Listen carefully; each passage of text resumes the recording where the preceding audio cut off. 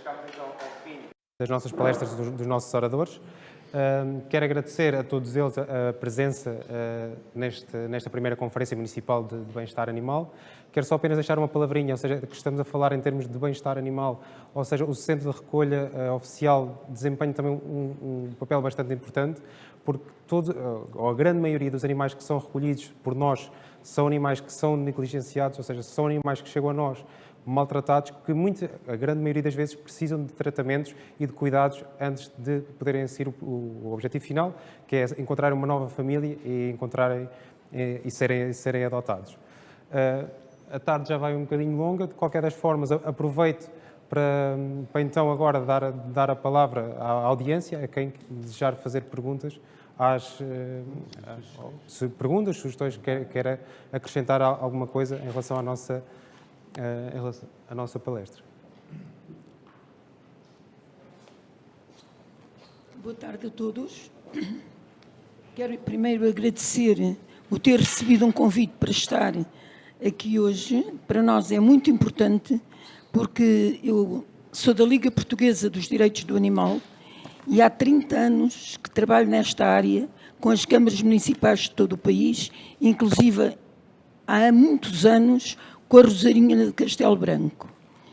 Quero realmente dizer às pessoas hoje mais novas que estão aqui, que muitas vezes pertencem a associações e que não compreendem, porque realmente elas trabalham muito e não sentem muitas vezes o seu trabalho reconhecido, dizer-lhes que a Câmara de Castelo Branco sempre se pautou por ter um diálogo correto sobre o bem-estar animal em Castelo Branco. Eu não sou de Castelo Branco, sou de Lisboa, estou-vos a dizer aqui isto sem interesse nenhum.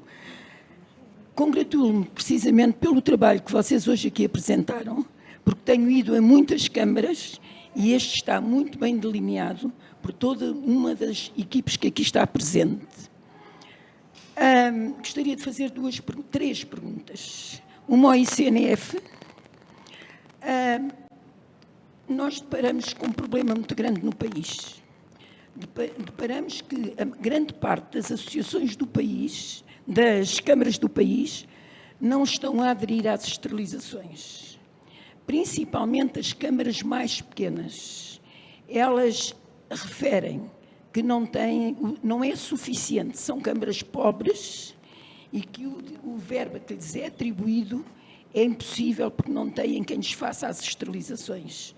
Também levantar o problema para a falta de médicos veterinários que temos no nosso país e que realmente eles não podem fazer tudo ao mesmo tempo, temos todos que colaborar e ter paciência. Por conseguinte, chamava a atenção do ICNF para câmaras muito pequeninas, desde norte a sul do país, que não têm capacidade económica. Depois, um outro problema, perguntar ali à Quercus, que a Quercus é uma pessoa que está muito vocacionada para a biodiversidade, para a proteção das espécies, o que é que ela propõe nas grandes cidades, onde existem realmente colónias de gatos e onde essa biodiversidade existe. Qual é a solução? A terceira que eu queria fazer era perguntar porque é que num projeto que foi apresentado aqui do resgate animal, que está espetacular, estão de parabéns, não está também inserido as associações locais que trabalham com a autarquia. Porque essas associações locais, em casos de acidente, de fogos, de cheias, são elas as primeiras a ocorrerem para se prontificar a alojar muitos desses animais. Por conseguinte, elas devem também fazer parte do problema. Pronto, era isto que eu queria dizer. E obrigado por nos terem convidado.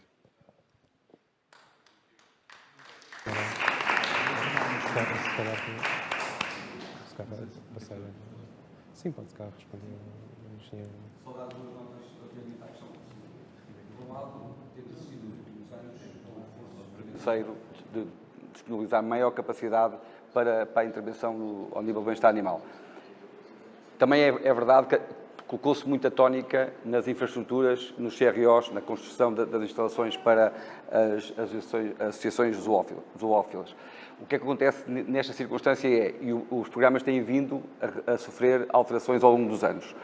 Se a tendência for, se o número de autarquias que vier de alguma forma a aportar essa necessidade de alteração, eu acredito que isso venha a ser refletido nos avisos futuros. Isto para dizer que, inicialmente, a aposta foi mais nas infraestruturas, faremos um caminho, se assim for entendido pelo conjunto de atores do território, no sentido de acautelar essa necessidade de incrementar o valor para as esterilizações.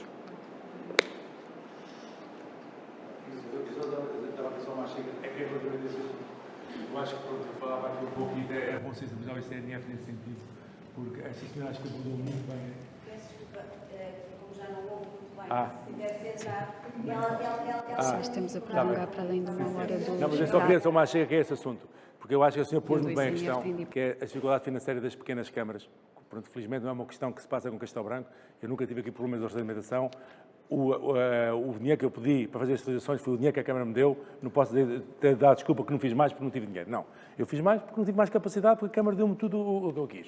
Mas eu como sou um homem do terreno e queria aqui falar um pouco, não sei se alguém vai pôr aqui esta questão, que estão aqui várias associações zoófilas, é que a Câmara tem dinheiro e pode avançar com as esterilizações. Agora, uma associação zoófila, muitas vezes descapitalizada, que vive de voluntariado, não tem dinheiro para fazer as esterilizações e pagar depois. Não sei se estava a ver, Jean Marcos. Porque os apoios estão assim, eu faço as esterilizações e depois, no fim, é que vão pagar as esterilizações que fiz no ano anterior. A Câmara não há problema nenhum, a Câmara tem dinheiro para isso. Agora, as associações zoófilas, que é voluntários, que têm muitas vezes dinheiro zero e que vivem de peditórios, não fazem esterilizações porquê? Porque não têm dinheiro para avançar. E seria, pelo menos para essas associações zoófilas, seria importante ser ao contrário. O que é que eu vou propor fazer e vocês avançarem o dinheiro? No final, faziam as contas. Isso é só uma sugestão, mas acho que é um pouco o que a senhora queria dizer isso, não era? É mais ou menos nesse sentido, não câmaras? Eu acho que as associações de é para as associações. Sim, para as associações. Há uma coluna nas associações. As associações têm que estar devidamente legalizadas. Sim, isso é óbvio. Para poder receber os donativos. São pequeninos, mas recebem. Agora, têm que estar devidamente legalizadas. E algumas associações pensam que estão e não estão. Se quiserem, contactem-nos, nós ajudamos, damos-lhe as dicas todas para elas se legalizarem, porque é importante que as associações estejam legalizadas, principalmente as que têm parcerias com as câmaras municipais, porque elas são importantes. E só num trabalho conjunto entre as associações, as autarquias e a sociedade civil é que nós vamos conseguir resolver o problema. E tem a sorte daqui em Castelo Branco ter um médico que está, segundo me pareceu aqui, vocacionado para levar isto para a frente, porque há autarquias que nós não encontramos esta abertura. Isto é a prática que eu tenho. Aproveitem agora, legalizem-se para poderem realmente usufruir de donativos, está bem? Sim, em relação cada caso tem que ser analisado, área a área, há zonas que têm potencial para serem renaturalizadas, para terem biodiversidade, tem que ser analisado cada bairro por bairro ou zona por zona, mas há muitas coisas que se podem fazer, melhorias de habitat, podem-se fazer condicionamento nos animais, esterilizações, pronto, há muita coisa. É preciso estarmos todos juntos e sensibilizados que há maneiras de fazer as coisas e consciência. É que nesses locais, vocês fazerem com os serviços, com o médico veterinário, sempre, o CRO tem que estar sempre em primeiro lugar. As associações às vezes não entendem bem os CROs, nós trabalhamos com eles e o trabalho é perfeito quando há diálogo entre as associações. Mas o que eu dizia era o seguinte, devia fazer um levantamento dos locais onde existem felídeos errantes, ver as espécies e, atenção, para que esses animais sejam retirados desse local, mas não podem ser colocados em qualquer outro local aberto. Porquê? Os animais, os felídeos, que estão habituados naquelas colónias, não interessa estar a tirá-los dali e pô-los até longe. Porquê? Eles ficam desnorteados, vão para as estradas, nós temos muita prática disso, aparecem imensos com chips e assim, atropelados, estropiados, têm que ir para um recinto fechado. E é o que está a ser solução. Como se faz com as matilhas, fazer com os gatos asilvestrados que prejudicam certos locais, é criar-lhes um espaço aberto, com abrigos e com rede, onde eles possam ser colocados. Aí estão controlados, são tratados, vão morrendo de morte natural e ponto final. É a única solução que existe. Duas questões. A questão que se falou hoje aqui em relação à formação em situações de catástrofe. Acho que é uma questão muito, muito pertinente e acho que Portugal precisamos de, quer a nível nacional, quer a nível regional, não só para as situações de fogos, mas também de cheias e outros. Nós, por exemplo, já temos experiência em questões de ramo, quando foi o caso do Prestige. Portugal não estava preparado e nós fomos para a Espanha ter formação e tivemos com os colegas americanos. O ICN, felizmente, tentou montar um esquema com as ONGs e com as universidades rapidamente, mas não há, falou-se em ter um programa ativo, mas não há nem formação regular para esse tipo de situações e depois, quando chega à altura, não há técnicos, não há gente com formação. Portanto, parece-nos que seria muito importante avançar com equipas a nível nacional, ter descentralizado e amplificar essas formações seria importante. E depois a questão dos animais não estarem chipados ou estarem chipados e não estarem nas bases de dados é outro problema que nós apelamos a que as autoridades façam um reforço, principalmente nos cães de caça das montarias. Nós assistimos a que, muitas das vezes, são centenas de cães que têm chips e não estão, ou têm o chip, e muitas vezes as autoridades vão ao terreno, ao campo, os animais estão com o chip, mas depois não estão na base de dados. E depois os animais são abandonados, atacam ovelhas, atacam os proprietários que sentem-se muitas vezes inofensivos, metem veneno, o veneno, vêm os abutres, morrem os cães, portanto, entra na cadeia alimentar e temos um problema grave. E, portanto, se pudermos ir à origem do problema, responsabilizar os detentores desses cães, que é uma ferramenta de trabalho e que tem, portanto, serem mais fiscalizados, mas fiscalizados efetivamente, porque só ver que tem o chip não resolve o problema. Portanto, apelamos a que realmente haja um esforço de fiscalização efetivo no terreno e nós assistimos muitas vezes as montarias, as autoridades ficam à porta e não conseguem entrar dentro das grandes propriedades das zonas de caça, ficam à porta à espera e nós sabemos que muitas vezes ficam metade dos cães lá dentro e só traem os cães que têm chips. Portanto, é preciso que as autoridades façam um esforço e que haja um esforço conjunto para realmente fiscalizar, porque não é assim, somos um país pequeno, os matilheiros estão identificados, os criadores estão identificados, a fazer-se uma campanha nacional e que realmente se resolve este problema, porque é um problema que todos os anos, depois cai nas câmaras municipais que não têm capacidade, são animais às vezes que formam matilhas e que se tornam perigosos, inclusive em termos de segurança humana, atacam pessoas. Nós temos casos aqui na região de esses cães que atacam pessoas. Portanto, é um problema também de segurança, de saúde pública. Portanto, deixávamos aqui esse apelo a que realmente fosse um esforço conjunto para tentar, porque como vimos aqui, os números são assustadores, não é? Praticamente metade dos animais não estão, portanto, e estes são apenas os que chegam, fora os outros que estão no meio natural que ainda não foram recuperados, não é? Deixava esse apelo também. Relativamente à fiscalização, há dois momentos. Há o momento da legislação anterior e o momento a partir do momento do qual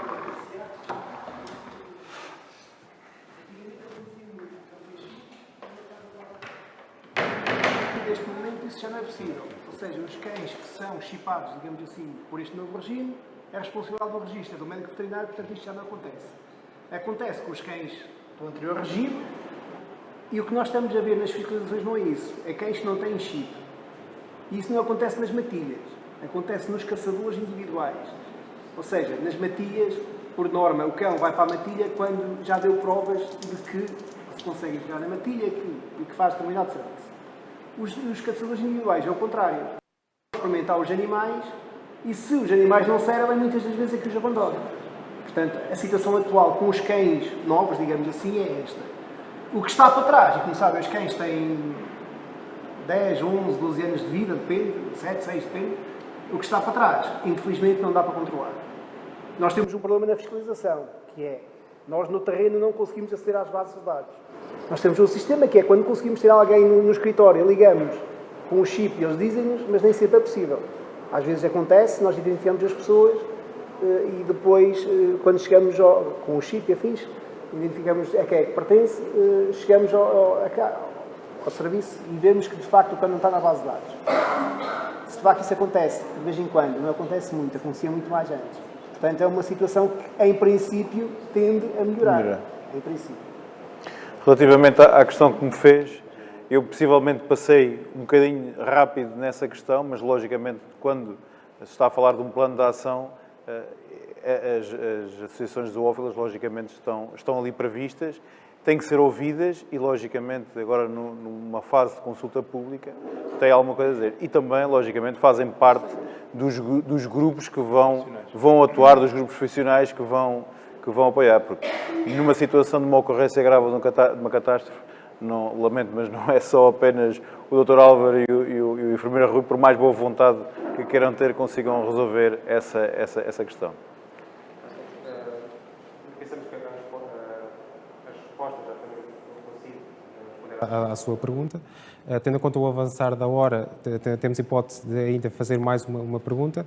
Depois, em relação se houver mais questões, poderão enviar por e-mail e obterão resposta para o e-mail do Centro de Recolha Animal ou mesmo para o e-mail da Câmara Municipal de Castelo Branco. Boa tarde, eu sou elemento de uma associação em Castelo Branco. Ok, eu também posso falar sem microfone, que eu estou habituada a falar alto. Faço parte de uma associação zoófila em Castelo Branco, que é a Associação Animais de Ninguém. A minha pergunta vai para o ICNF, na senda daquilo que o Dr. Álvaro já disse. E provavelmente esta questão até já foi levantada antes da ordem do dia, mas eu ainda não estava presente. O ICNF vai abrir avisos este ano para nos podermos candidatar aos fundos para as castrações, esterilizações, etc., à semelhança dos anos passados, ou não está prevista a abertura desses avisos este ano para a atribuição de fundos?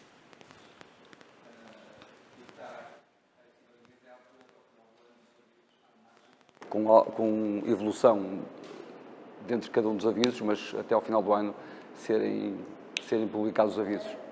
Certamente até ao final do ano, mas com um prazo alargado para 2025, porque já decorreu mais de um ano sobre a abertura do anterior e imaginamos, e eu tenho a certeza que nós temos imensas faturas para submeter. Outra situação haveria alguma hipótese de colocarem em cima da mesa uma situação menos burocrática, porque nós temos centenas de faturas para submeter em que temos que subdividir para esterilizações, castrações, medicamentos, intervenções cirúrgicas e chips. Portanto, basicamente são 4.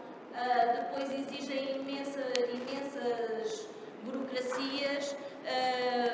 Por exemplo, o ano passado, para submeter isto e como a clínica com quem habitualmente nós trabalhamos não tem um programa de faturação em que diz que é fatura recibo mas está no e-fatura, eu pedi para ser emitido um documento de quitação com as faturas de X a Y, que veio devolvida e pediram outro tipo de comprovativo.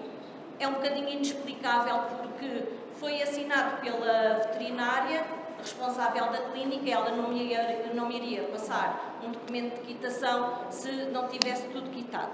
Depois, outra das situações, e precisamente daquilo que o Dr. Álvaro estava a dizer, nós temos que avançar o dinheiro. Ora, nós vivemos de doações, somos uma associação sem fins lucrativos, e essencialmente vivemos daquilo que a comunidade nos quer oferecer.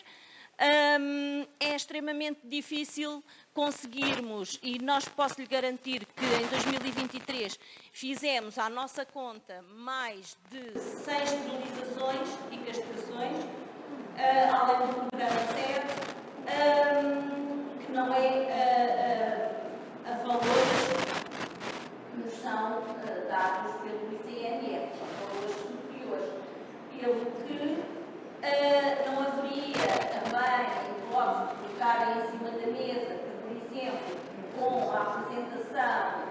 nosso orçamento para o ano seguinte poderem adiantar esse dinheiro para ser comprovado a posteriori, esta é só uma questão. Pronto, e era essencialmente estas questões que eu queria levantar ao ICNF, e uma vez que conheço mais ou menos bem a plataforma e tenho sido eu sempre a submeter os avisos aos públicos, vão-se levantando algumas questões sobre isto. Muito obrigada. Só relativamente às questões que colocou, duas notas muito rápidas até pela avançada hora. Primeiro, que tudo aquilo que referiu, reportarei no sentido de podermos avaliar essas alterações. Relativamente às questões burocráticas, nós sabemos que estamos a utilizar dinheiros públicos e tem que necessariamente ter a transparência que estes processos obrigam. Relativamente à questão dos montantes, é assim, eu acho que todos nós concordamos numa coisa. Nos últimos 4 anos, 5 anos, tem-se feito um esforço grande a corresponder, ou seja, com a intenção de corresponder àquilo que a sociedade civil e os municípios têm feito, mas tem sido feito um esforço grande no sentido de aumentar a capacidade financeira destes avisos. Isso acho que é consensual, aceitamos todos isso. Nunca é um montante satisfatório. Mas a ideia é um bocadinho aquilo que eu falei anteriormente, ou seja, houve de facto nos primeiros avisos, desde 2021, uma aposta maior naquilo que eram as infraestruturas e eventualmente estamos na altura de passar a corrigir a trajetória, ou seja, passar para as ações mais imateriais, chamemos assim. Daí que as questões que foram levantadas, essas duas questões serão reportadas e depois veremos se consegue já incorporar nos avisos deste ano. Está bem? Ora então, muito obrigado a todos os presentes que estiveram então aqui connosco.